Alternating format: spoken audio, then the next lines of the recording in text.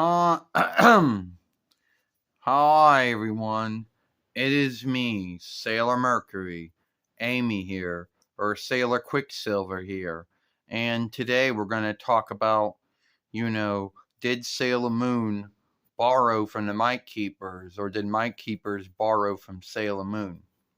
First off, the first thing I want to say is that Sailor Moon or the Power Rangers or the Might Keepers, are mostly kind of the same show, but there are some unlikenesses.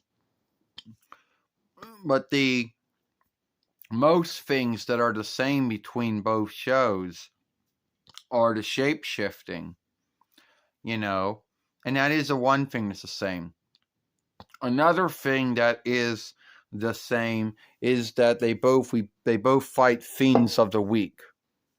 The only unlikeness is once we beat our fiend or foe, they don't grow big, and we don't have to get on some kind of war tool to fight them and have the last fight with them. Now, at the end of the day, Power Rangers or Might Keepers had gone on for at least 30 years.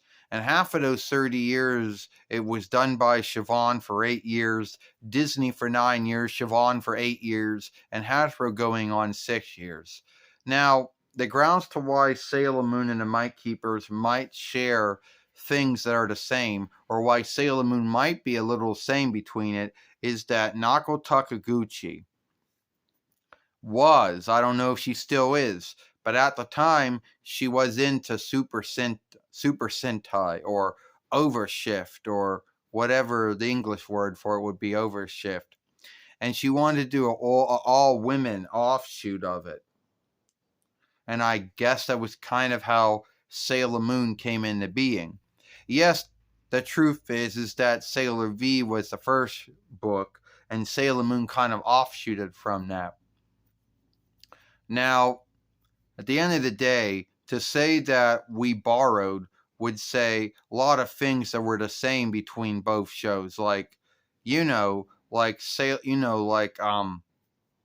don't know, Darian getting brainwashed, just like Tommy getting brainwashed. But then again, Darian wasn't the one getting brainwashed; it was Rini too.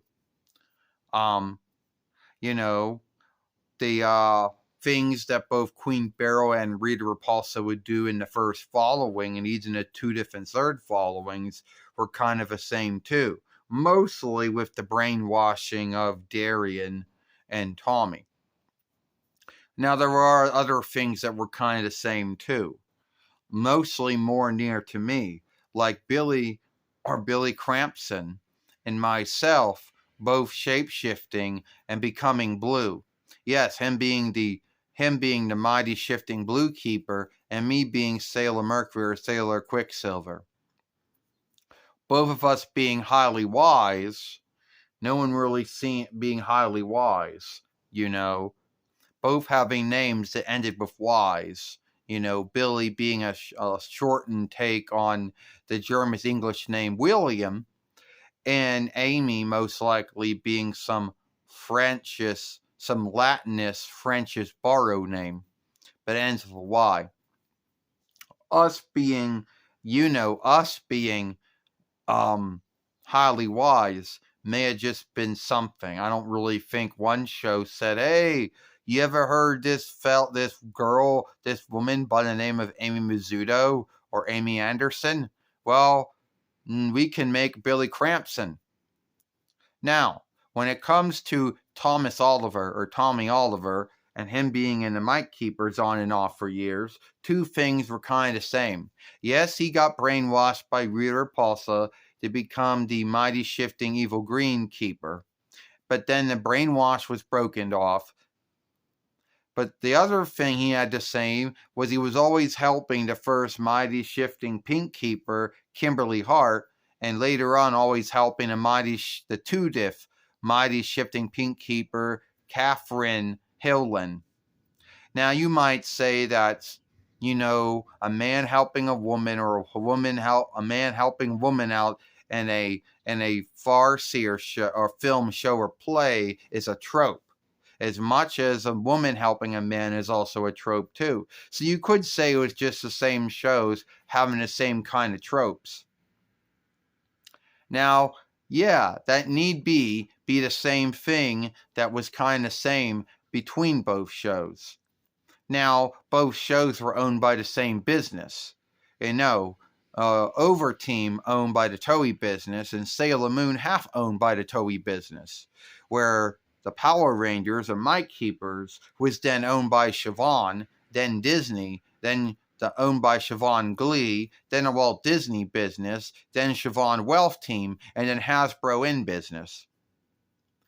Now, a lot of shows, now both Sailor Moon and Mike Keepers borrowed and fostered a lot of things from Overteam that has been going on since between 75 YL or so. Now, at the end of the day, I don't think that we, offshooted from the Mike Keepers or the Mike Keepers offshooted from us. I don't really think that Han Siobhan, saw Sailor Moon one day and said, hey, those folks at Toei just gave me a thought. We can borrow something from that, and we can offshoot something from Overteam. There you go. You got the Mike Keepers. And I don't really know if NAOKO TAKEUCHI, but most likely was that NAOKO TAKEUCHI and Han Siobhan both borrowed and fostered things to make Sailor Moon and the Mike Keeper. So yes, both shows were offshooted or borrowed or spinned off or some way were, crafted from Overteam in some way or another. Most likely Mike Keepers more than Sailor Moon.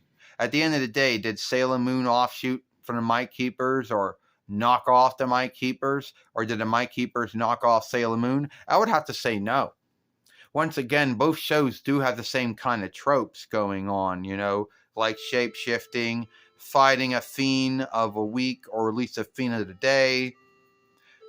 But then again, there were some things about the show that weren't the same, like, fighting a fiend gets big and you have a big war tool to fight the fiend with. That never happened in our show. Yeah, there was Emerald, but that was the only time I think it ever happened. But that's mostly it, So no, at the end of the day, I think that what Tuxedo Mask Darien was doing and what the Green Keeper, White Keeper, Red Keeper, and Black Keeper Tommy was doing, and what the Pink Keeper and the Tuda Pink Keeper, Kimberly and Catherine were doing, were most likely tropes. And what Billy was doing, what I was doing, was mostly a trope too.